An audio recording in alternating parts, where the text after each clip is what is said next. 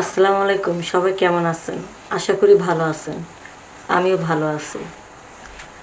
আমার জীবনে ঘটে যাওয়ার একটি কাহিনী আজকে আপনাদেরকে শোনাবো।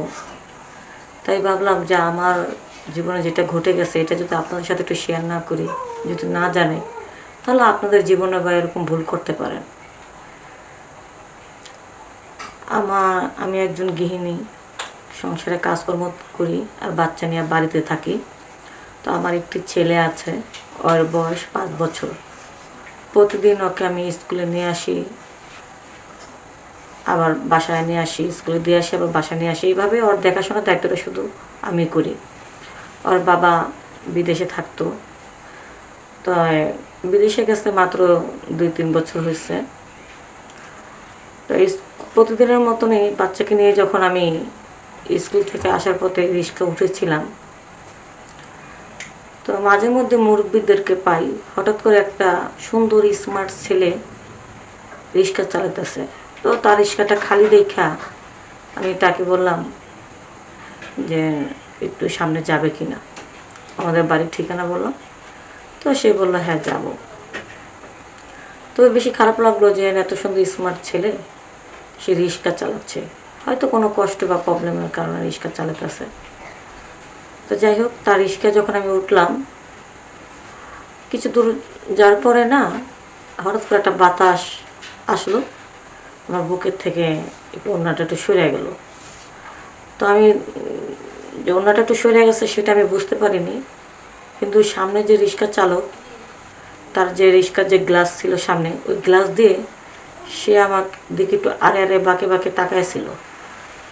হঠাৎ করে যখন আমি বুঝতে পারলাম সে আমার দিকে বারবার তাকাচ্ছে, পরে আমি দেখলাম নিজের দিকে তাকিয়ে যে আমার দিকে সে নজর দিচ্ছে।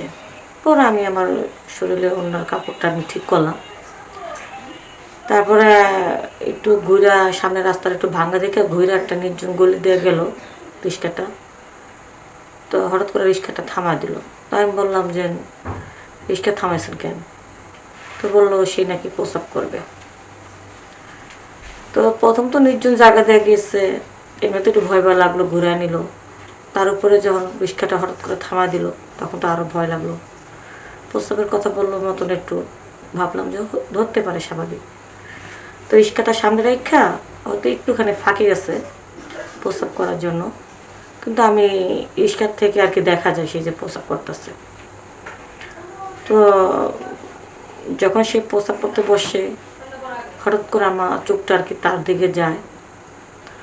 পরে বুঝতে পারলাম রিক্সাওয়ালার যে সাইজটা ছিল সেটা একটু বড় সড়ো মোটা ছিল।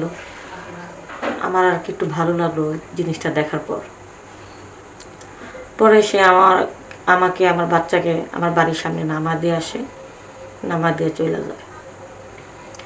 রাত্রেবেলা যখন আমি ঘুমালাম, কেমন জানি হঠাৎ করে সে যে প্রস্রাব করতে বসছিল তার ওই জিনিসটা যে আমি দেখছিলাম সেটা বারবার আমার চোখে ভাসতেছে।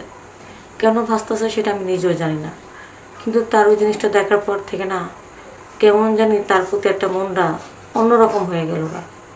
তাছাড়া 2-3 বছর ধরে স্বামীকে কাছে পাইনি, এই জিনিসটা মনে হওয়ার তো স্বাভাবিক। রাত্রেবেলা ঘুমাতে গেলে তো অনেক কিছু মনে পড়ে।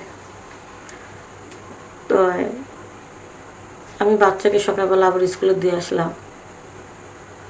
দিনের বেলাও যখন আমি স্কুল ছুটি হয় তখন আর কি রিক্সাওয়ালার কথাটা ভাবতেছিলাম যে এখন তো আমি রিক্সা উঠবো, সেই রিক্সাওয়ালার সাথে যদি একটু দেখা হতো তো ভালোই হতো, যাইতাম তার রিক্সায়।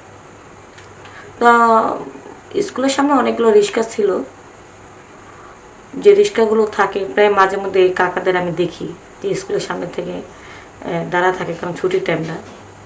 তো আমি ওখানে 5 মিনিট ওয়েট করতেছিলাম। পরে আমার বাচ্চাটা বলতেছে মা রিক্সা ওঠো না কেন? তো আমি বললাম আচ্ছা বাবু একটু পরে যাই, তোমার একটা আঙ্কেল আসার কথা তো তাই একটু ওয়েট করতেছি। তো কোন আঙ্কেল আসবে এগুলো আর কি আমার বাচ্চা কিছু জানে না বা প্রশ্ন করে না। পরে হঠাৎ করে একটু দাঁড়ানোর পরে দেখলাম যে ওই রিক্সাওয়ালাটা আসছে, কারণ ছুটির টাইমে একটু আপিস হতে পারে, এই টাইমে স্কুলে বাচ্চাদের ছুটি, এই টাইমে একটু রিক্সার খ্যাপগুলো একটু বেশি হয়, এই টাইমে রিক্সার চালকগুলো একটু বেশি থাকে আর কি, যে টাইমে বাচ্চাদের ছুটি হয়। তো রিক্সাওয়ালাকে দেখে আমি তো খুব খুশি হয়েছিলাম যে যার একটু মনের মধ্যে ধরলো, দেখাটাই পাইলাম। তো বললাম যে ভাই কেমন আছে, বলো ভালো আছে। তো আচ্ছা চলেন আজকে আবার আমার বাড়িতে দিয়ে আসবে। তো তার রিক্সা উঠে পড়লাম। ওঠার পরে দেখি ছেলেটা খুব ঘামতেছে, তার প্রতি কেমন যেন একটা মায়া লাগলো। পরে রিক্সাতে যাচ্ছে, তার সাথে কথা বললাম, আচ্ছা ভাই আপনি তো দেখতে অনেক সুন্দর স্মার্ট, আপনার কথাবার্তা অনেক স্মার্ট, তো এই বয়সে আপনি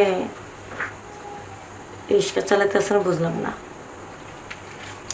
তো ছেলেটা এক কথা দুই কথা সে আমাকে বলল যে আমার ফ্যামিলির অবস্থা একটু ভালো, আমার বাবা মা আমার পছন্দ একটা মেয়েকে মেনে নেয়নি, ওকে আমি বিয়ে করতে চেয়েছিলাম, পরে মেনে নেয়নি বলে বা ওই মেয়ের সাথে আমার বিয়ে মাইনে নিতে পারে না দেখা তার কিছুদিন পরে আর কি ওই মেয়েটার বিয়ে হয়ে যায়। তো বাবা মার সাথে রাগ করে, পরে বাবা মার সাথে রাগ করে আর কি বাসা থেকে বের হয়ে যায়। এখন একটা ছেলে মানুষ যদি বাসা থেকে এক কাপড়ে বের হয়ে যায়, তখন তো সে বললো তখন নাকি সেই লেখাপড়া করছিল, কখনো কাজকর্ম করে নাই, এই জন্য বের হয়ে গেছে। এখন হুট করে কী কাজ করবে? এক বন্ধুর কাছে গেল, যার পরে সে বললো আপাতত তোর তো নগদ পয়সা দরকার, তুই রিক্সা চালা। তা তেমন একটা চালাতে পারতাম না, তো সে বললো যে ছোটোবেলা সে সাইকেল চালিয়েছিল, তো কিছুদিন ট্রেন নিল, পরে রিক্সাটা চালাইলো আর কি। তো এইভাবে গল্প করতে করতে গেলাম, তার প্রতি একটা মায়া লেগে গেল। ভাবলাম নতুন নামছে, রিক্সা চালাতে তেমন কিছু মনে খায়নি বা ঘাম পড়তেছে মাথা দিয়ে, তার কাছে খুব ক্লান্ত লাগতেছে। তো তার প্রতি একটা মায়ের কারণে আমি বললাম যে ঠিক আছে। দরজার সামনে যখন নামালো, আমি বললাম যে আপনি তাহলে ঘরের ভিতরে আসেন, একটু এক গ্লাস পানি খেয়ে যান, ঠান্ডা জল খেয়ে যান, বাট এটা বলে আমি তাকে ঘরের ভিতরে নিয়ে যাই। তো বললো যে ম্যাডাম শুনছি চোর বা বাটপার আছে, রিক্সা থুয়ে তো কোথাও যাওয়া ঠিক হবে না। তো আমাদের বাড়ি যে আমাদের নিজস্ব বাড়ি না, তো আমরা ভাড়া থাকি, তো ওই ফ্ল্যাটের গেটের সামনে দারোয়ান থাকতো। তো দারোয়ানকে বললাম যে আমার একটা মেহমান একটু ঘরে যাবে, আপনি তার রিক্সাটা দেখেন।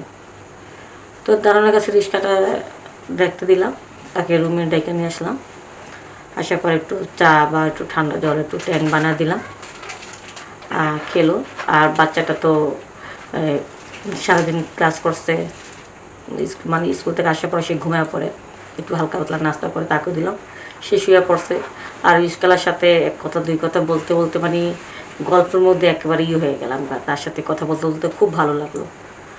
পরে রিক্সাওয়ালা আমাকে বললো যে না আপনার হাজব্যান্ড কই, ঘরে তো সবাইকে দেখতেছে আপনাকে আর আপনার বাচ্চাকে, আপনার হাজব্যান্ড নেই।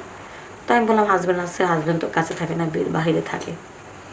তো রিক্সাওয়ালার সাথে তো ফ্রিভাবে কথা বলতে বলতে সে বললো বাহিরে থাকে, এত সুন্দর বউ রেখা কীভাবে বাইরে থাকে। আমি বললো তো কখনো থাকতে পারতাম না। তো এক কথা দুই কথা বলতে বলতে তার সাথে একটা মানে মনের সাথে একটা ভাব লেগে গেল।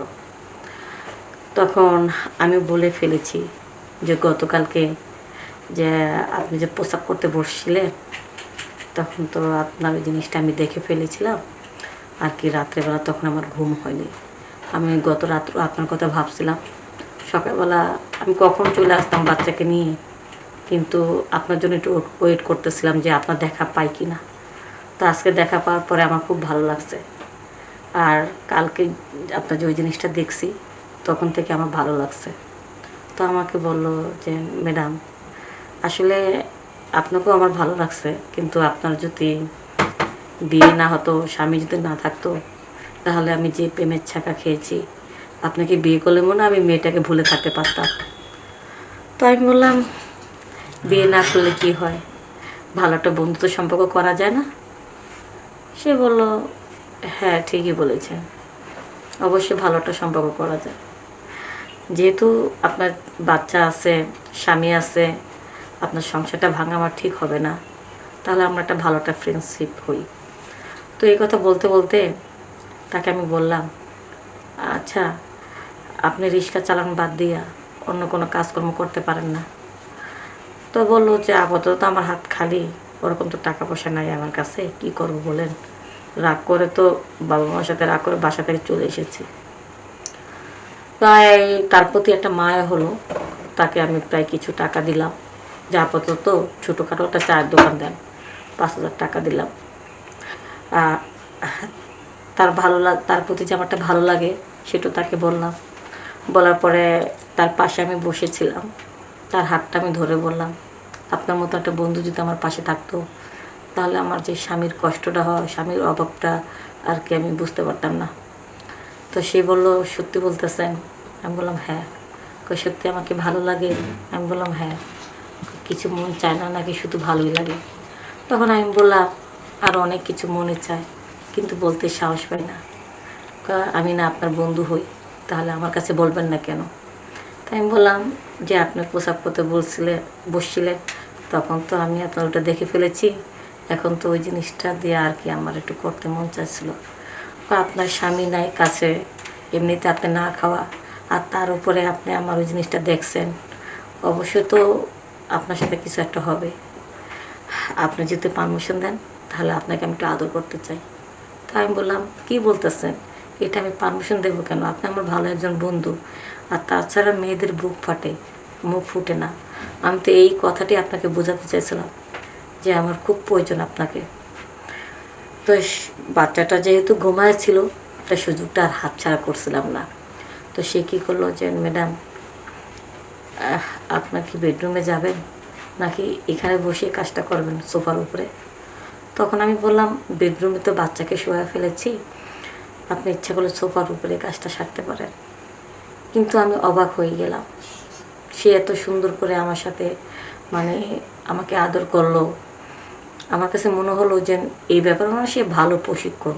তখন আমি তাকে বললাম, আচ্ছা তোমার তো বিয়ে হয়নি, তুমি তো কখনো মনে হয় না কোনো মেয়ের সাথে বেডে গেছো, কিন্তু তুমি এত সুন্দর করে আদর করা কৌশলটা কীভাবে জানলা? তো সে বলে, আমি তো ইন্টারনেট দেখি, বর্তমানে ছেলেপেলেদের কোনো কিছু কাউকে বলে দিতে হয় না, ইন্টারনেট দেখে দেখে মানুষটা অনেক কিছু শিখতে পারে। তো এই কথা বলার পরে সে এত সুন্দর করে আমাকে আদর করেছে, যে আদর ভোলার মতো না। তার একদিনের আদরে, একবারের আদরের কারণে আমার বিদেশি স্বামীটাকে আমি ভুলে থেকেছি। আমার কাছে মনে হতো যে আমার স্বামীর সাথে যদি আমি কথা না বলে থাকতে পারি, কিন্তু রিস্কালার সাথে একদিন যদি আমি সময় না কাটাই তাহলে আমি থাকতে পারি না। পরে যেভাবে আদর করেছে আমার মনটা কেড়ে এনেছে, রিস্কালার প্রতি আমি একেবারে দুর্বল হয়ে গেলাম। তো সেদিন প্রথমবারের মতো আমাকে আদর করলো সোফার উপরে, আদর করে সে চলে গেল। তাকে আমি নাম্বার দিলাম, টাকা দিলাম 5,000, ছোটোখাটো একটা চায়ের দোকান করলো। করার পরে আস্তে আস্তে আর কি তাকে আমার মনের ভিতরে গাইতে নিই, প্রতিনিয়ত যখন সুযোগ সুবিধা হয় এইভাবে আর কি সে আমার সাথে এরকম করে, আর আমিও করি। হঠাৎ করে